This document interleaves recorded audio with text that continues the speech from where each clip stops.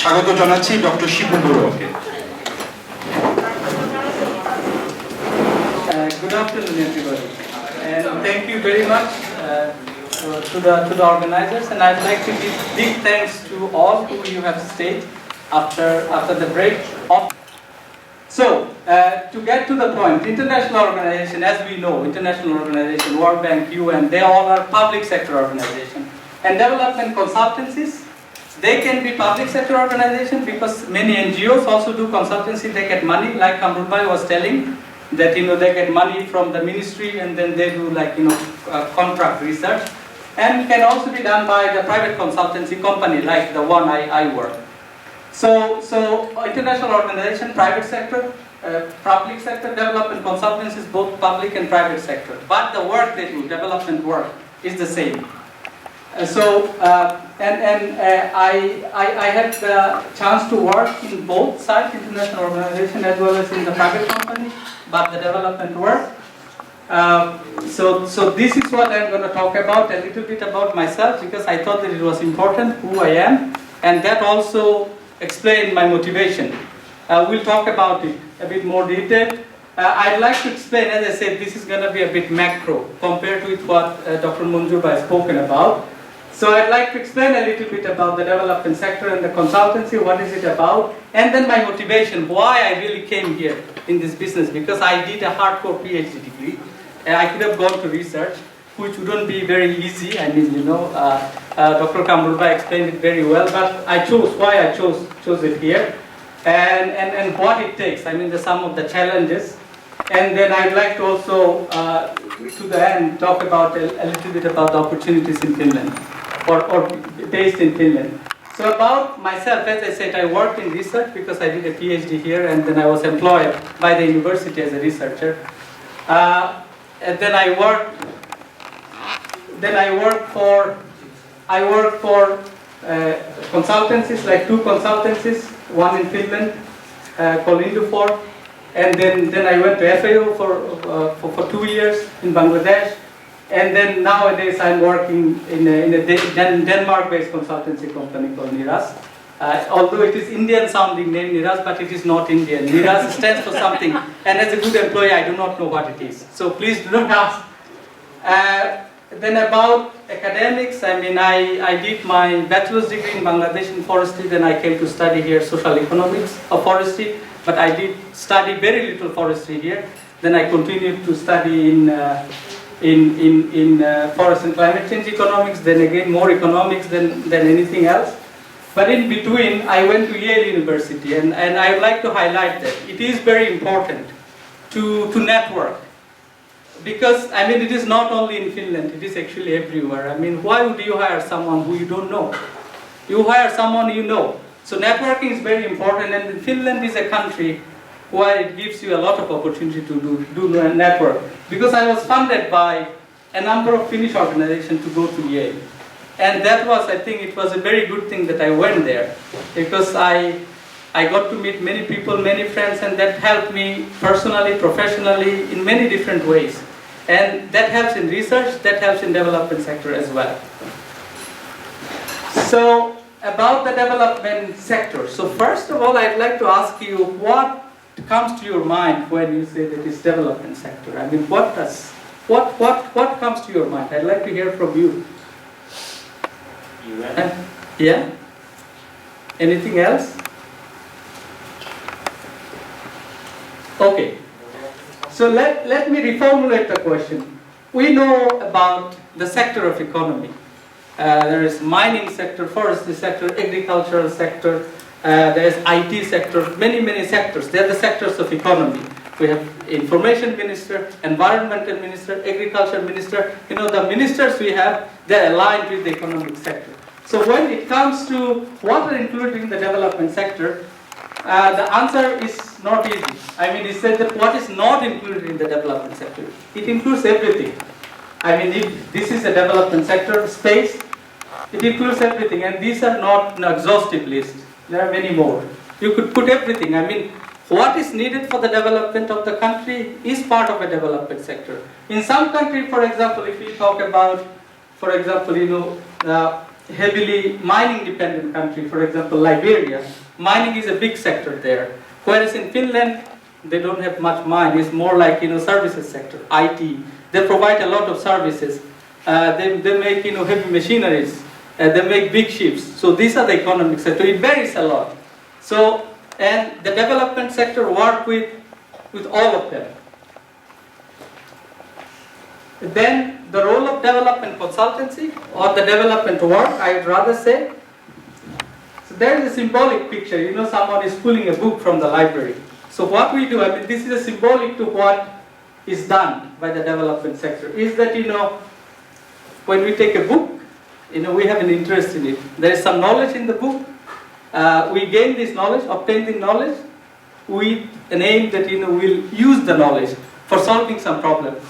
Development sector or development work is exactly like that. We learn by doing the degree at the university, doing the courses at the university, by doing practical work, for doing work, and in the development sector we apply all those knowledge and skill we learn to solve the problem. And private sector companies, it's the same thing you do. So why I came?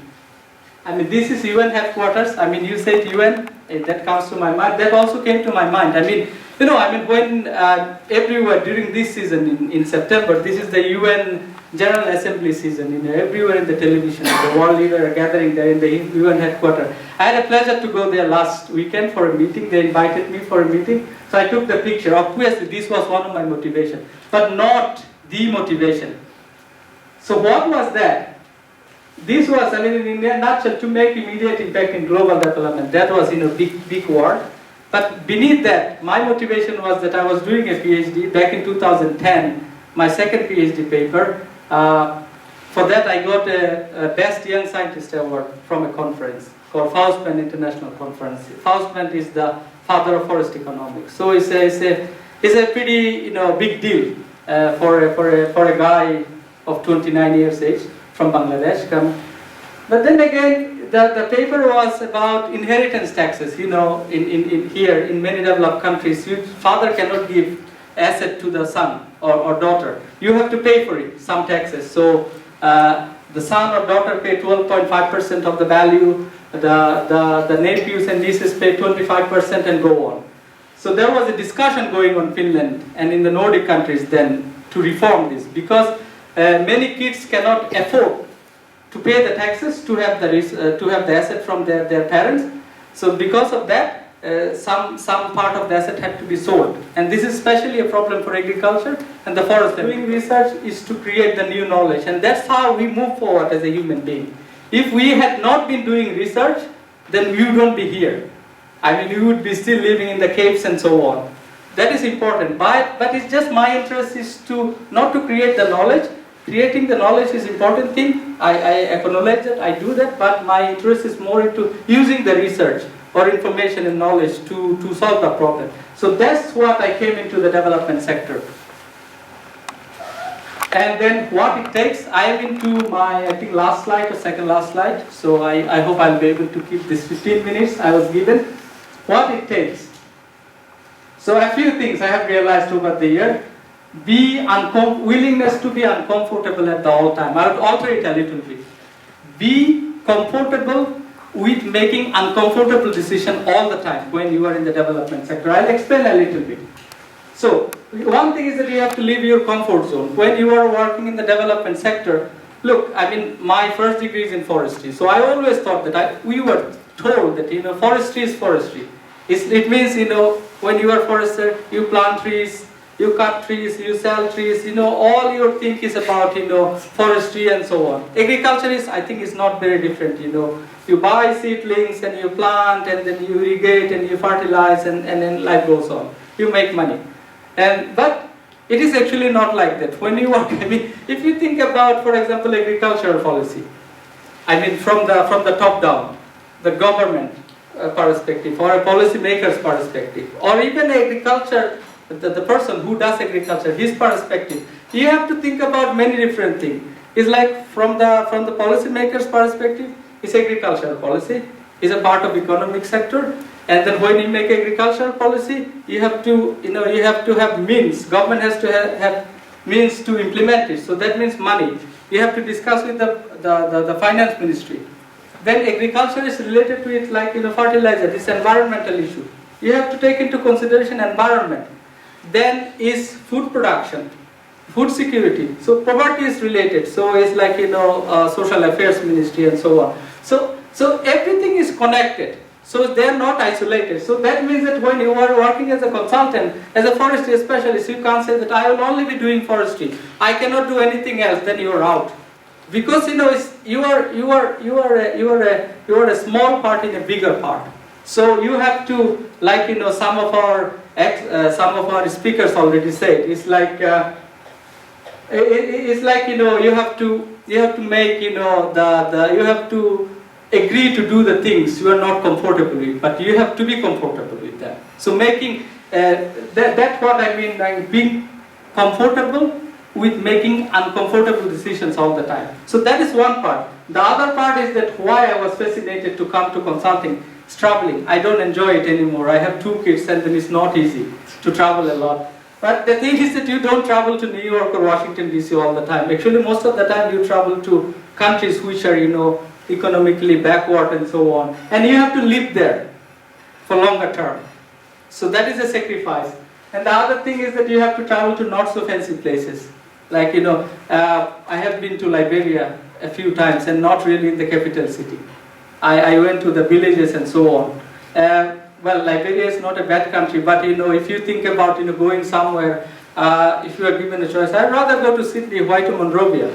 But I mean, this is part of uncomfortable decision making. So this is what it takes actually to be a consultant in the development sector. So it's not like, we can obviously think of when you are doing development sector work, well, it's great to go to the UN headquarters in New York and work there. But to be honest, I mean, it's also a matter of choice. I mean, if you ask me, you could do actually very little.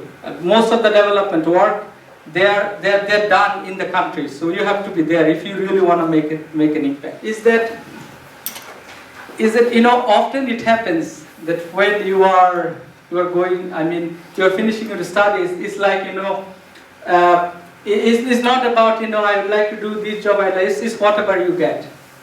Whatever you get, really. I mean, especially in a country like Finland where there are a lot of barriers we all know about. So my take on this is that, yes, so then again it's better to have, I think it's better to make a bit of exercise, like, the first option, second option, third option, fourth option, so that now I am not unprepared. Even the one option would be like, I very much like what Dr. Kamrul Bhai said, is the last option is that I don't get anything. So we have to have all these options, and once you get one of them, so there is a chance that you are less disappointed because you haven't got the first one, at least you have got the second one, or you have got the third one, or the fourth one. But once you are there, you have to be very, very intelligent. You have to start liking it. You have to be motivated. Otherwise, you are back to square one once again. So that's all I wanted to talk about. Thank you.